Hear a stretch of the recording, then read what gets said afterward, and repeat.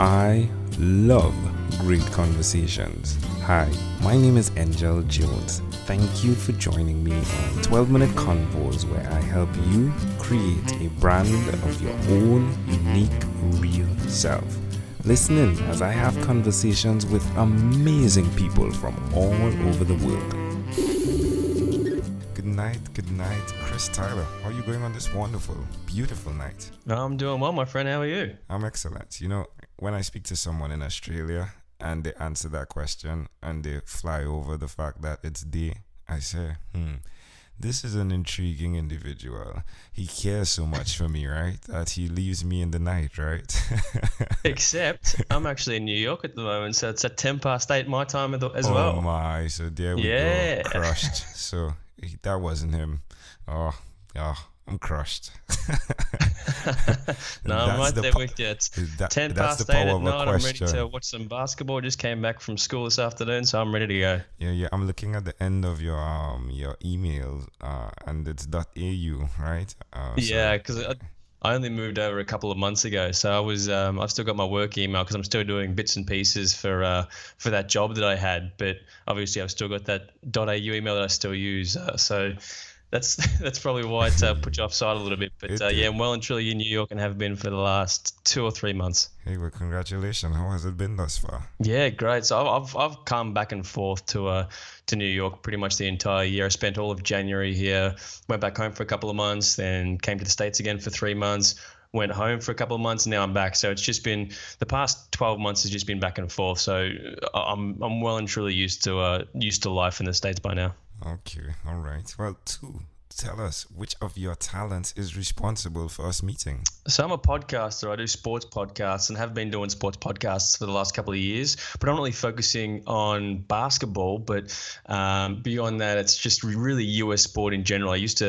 When I started off doing sports podcasting, it was specifically about Australians playing in American sport, whether that was collegiately or professionally. We'd mainly focus on those playing basketball and American football.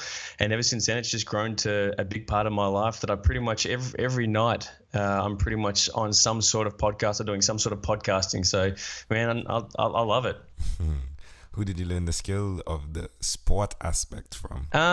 I didn't really learn the skill of podcasting from anyone specifically. I kind of started up on my own. I wanted to get behind the mic a little bit. When I used to work at a Melbourne radio station, and there wasn't a lot of American sports content, so I kind of brought it onto myself to kind of create a subsection of that radio station that was dedicated specifically to American sports. And so I thought, well, rather than trying to find people to create podcasts, the best way that I can start it up is if I get it myself. So essentially that's what I did. I just started sitting in the studio one day, brought on a friend that I actually met on Twitter, who was another big fan of all the Australians playing collegiately and professionally in the States. So I brought him in and we pretty much went from there. And obviously the first couple of episodes were trash. They were no good whatsoever. But then you just learn from doing. So we tried to do that podcast once a week at least, started interviewing a lot of people, and then we kind of grew from there. So it was kind of something that we taught ourselves from the start. So we're speaking right now about the Hashtag Celtics podcast, right? Yeah, so that's what I'm doing at the moment. So we got our first episode this week, but before that I've been doing a lot of other podcasts. This is a relatively new one that I'm doing, specifically focusing on the Celtics. But before that, I was a part of the SEN NBA podcast, which is SEN is the radio station that I worked for in Australia. So that was focusing on NBA as a whole rather than just the Celtics. And then before that, the one that I started off with was the Flag Flyers, that was called. So that was the one where we were focusing on the Australians playing sport in the States. So over the years, I've had a whole bunch of different podcasts, but the one that I'm really focusing on now and trying to build up into something that can be really popular is the Hashtag Celtics. And now's the perfect time to really start talking about the Celtics because there's a lot going on. We've got a good young team, and hopefully over the next year or so, we can get the podcast to a place where it's really prominent in the NBA basketball landscape. I love your vision. Tell me one other thing that you've done consistently over the last 3 years, please. Just stay passionate and committed pretty much, because a lot of things have changed from a work perspective for me, including obviously moving from Australia to the States. But the one thing that I've done consistently is just stay motivated and stay passionate, because this is something that I've wanted to do for a very long time. I've wanted to work in sports media for the last, I'd say, 6 or 7 years. And even though I've had to sacrifice a lot of things, like sacrificing seeing my family and sacrifice financially as well, it gets me through knowing that I'm so motivated, and I've got this end goal that I'm forever reaching, and it's still going to be a long time before I ever get there. And even if I do get there, I'm sure there's going to be another thing to strive for after that. But if you say one thing that's been consistent, it is my motivation and my, I guess, relentless to get where I feel like I need to be in my career. How does it make you feel? Man, I'm pumped. I'm really excited about it, because a lot of people aren't lucky enough to know what direction they want to go in life. They don't have a passion for any certain thing in their life. Whereas pretty much my whole life's been dedicated to a certain pursuit. When I was younger, I wanted to be a screenwriter. So everything that I did was centered around working towards being a famous screenwriter. And then when I was 18 or 19, that love shifted and it went from screenwriting to working in radio. And I'm so excited about what that prospect of working in sport radio could become down the track. You can create your own content. You can work on a whole bunch of different websites. You can go to live sporting games and get media accreditation for it. It just allows you to experience part of the world that you would never have otherwise experienced. So the fact that I have the ability in the not so too distant future to be able to do all of these things makes me incredibly excited. Chris, I love your energy. Please, if there's someone out there, suggest to them, someone that may be that person who has the dream as well, who is thinking about sacrificing things like not sacrificing, but sacrificing their ability to have time with your family. Why would you suggest they do what they dream? Just don't give up on the dream. Until you give up, you haven't actually failed. A lot of people don't want to try something because it means that there's a chance that they'll fail. If you keep going for it, you will never fail. You will one day get there. You only fail if you stop trying. So if you want to be in a position like I'm in now, where you want to move overseas and start up a new career and want to work in sports media, just make sure to immerse yourself in that world as much as you can, watch as much sport as you can, do as many podcasts as you can, write as many articles as you can, just engulf yourself in the world of sports media, so that when you have an opportunity, if an opportunity ever presents itself to you, that you're ready for it. Because that's one of the big things about coming over to the States. I wanted to make sure that I was ready before I sacrificed everything, before I left my family, and before I risked pretty much my entire savings. I wanted to make sure that I was ready to make that jump. So you don't want to go too early. You want to wait until you're at the right stage in your life, and you normally know when that stage comes. And when that stage does come, you just go over and have a crack. And even if it doesn't work out, it doesn't matter, because at least you've tried. But the thing is to just keep trying, because otherwise you're never going to get there. You just have to keep trying.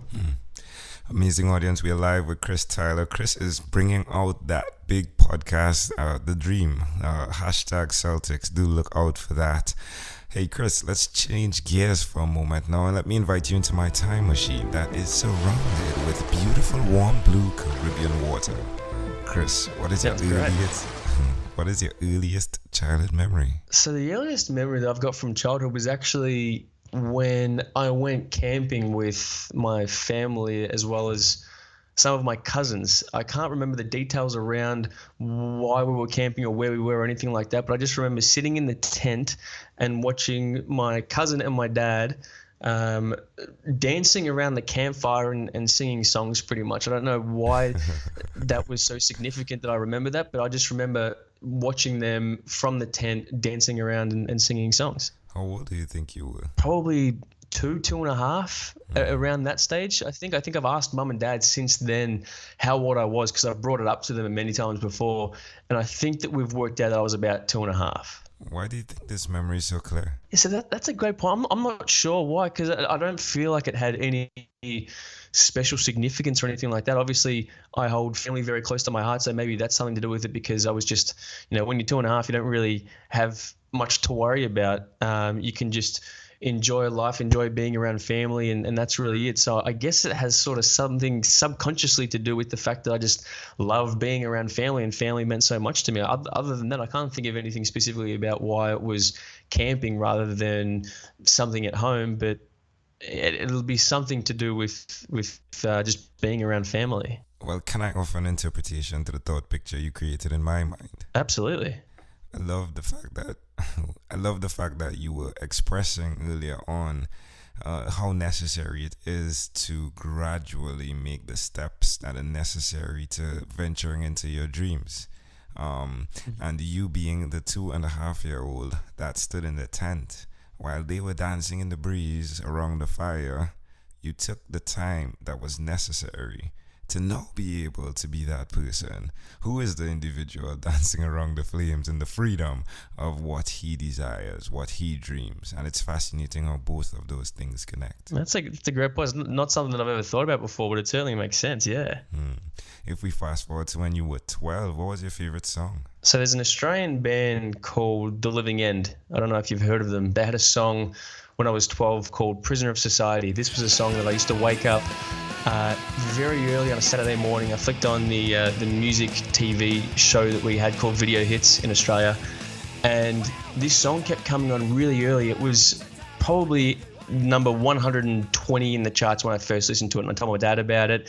The week after, I told him again. It went up to number 100 in the charts. The week after that, it went up to 80, until eventually it was number 1 on the charts, and it was the biggest song in Australia. And I knew about the song, and I told my dad about the song a month earlier. And then so we went out, and I spoke to my cousin who was a big music fan, and he gave me the tape. He had a tape, and this song on the tape was Prisoner of Society. So he gave that to me, and I went home and pretty much listened to it on repeat for the next year or so. That was easily, and I actually listened to it again 2 nights ago, and it brings back so many good memories about my childhood. So that easily was my favorite song when I was 12. It's amazing how it connects, right? Like we were talking about the freedom with your father and your cousin dancing around the fire, and it's intriguing, right? Like the one thing that you seem to be is a visionary, 1, and 2, a person who doesn't desire to be a prisoner of society. It all fits, doesn't it? It's perfect. Hey Chris, we've arrived at our destination, but before we get off of this time machine, there's a small declaration form. So it's yes or no, possibly a bit more. We're going to go pretty quickly here. Chris, have you chosen someone to pass on your skills to? Yes, a kid called Luke who messaged me on Twitter a couple of months back, wanted to be involved in podcasting and all that sort of stuff. And since then, I've pretty much let him take over the reins of a lot of the stuff that I used to do. And he's groomed himself to be someone who's incredibly talented and incredibly passionate, just like I was. Are you married? No, I'm not. Do you have children? No. Do you believe in God? I do. Not so much as when I was young, but I'd still say I believe in God, yes. Do you have an inner circle of friends? Not a big one, obviously. Since moving from Australia to the States, it's been a lot of my friends are still at home, but I've got my girlfriend here, so that's something, and I've got her friends, but I wouldn't say that I'm particularly close to anyone. I kind of like to do things on my own rather than make sure I've got a circle of friends around me. Yeah, that's why you were in the tent, right? While they were outside. Exactly, yeah. Do you watch TV for more than 3 hours a day?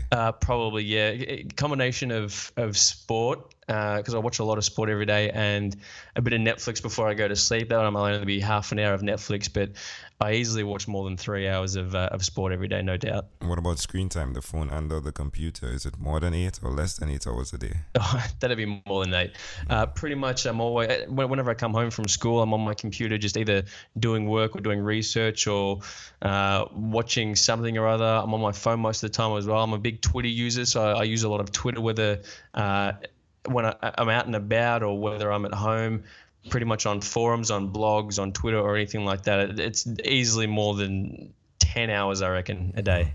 All right, Chris, after having 1,001 conversations in 2016, I realized that introverts would never come on this podcast, right? The way you did, right? Sure. So I created this workbook, and the name of it is Yours. It stands for Your Own Unique Real Self. It's similar to these questions, but it's an expanded version. As you go deeper into it, there's your own unique real statement. I'd like to know if you had to share with us your own unique real statement, a statement that represents who Christopher Tyler is. What would you say that is? I think I kind of touched on it before when I just said just never give up. If you've got a goal, you will never fail unless you stop reaching for that goal. That's essentially it. Even if you're 35, 40 years old, you haven't reached your goal. I watched the movie The Founder a month ago.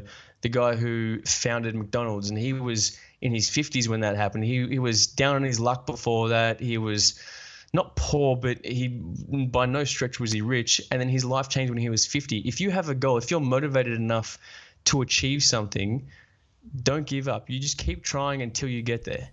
Chris Tyler, this was a great pleasure. Before you leave, is there anything else you'd like to share with our amazing audience? I'll just say it again. Just make sure, find something in life that just makes you happy, because if you have a reason to get up every morning and get excited about something, then that makes life so much better. So if you find that something, make sure you go for it, even if you have to take some risks along the way, even if it's not the most financially responsible thing to do in your life. If it makes you happy, you got to go for it, because nothing's more important in life than being happy and being excited about something. So if you find that thing, got to grab it. Christopher Tyler, aka Chris Tyler. Hey, this has been a great pleasure. Thank you so much for being on 12-Minute Convos with Angel Jones. Thanks, man. Appreciate it. Thank you for being on 12-Minute Convos with Angel Jones. Stay tuned for more from our advertisers. Diabetes is a mountain pandemic. It's a disease that's not acute but chronic. Similar to this rhyming method, I have simplified the definition, the signs and symptoms, and the complications of diabetes for both adults and children in my books, Poems for Patients, A Focus on Diabetes, and The ABCs of Diabetes for Children. These books are available on Amazon.com, and for more information, you can visit my website, poemsbyaj.com. That's poemsbyaj.com.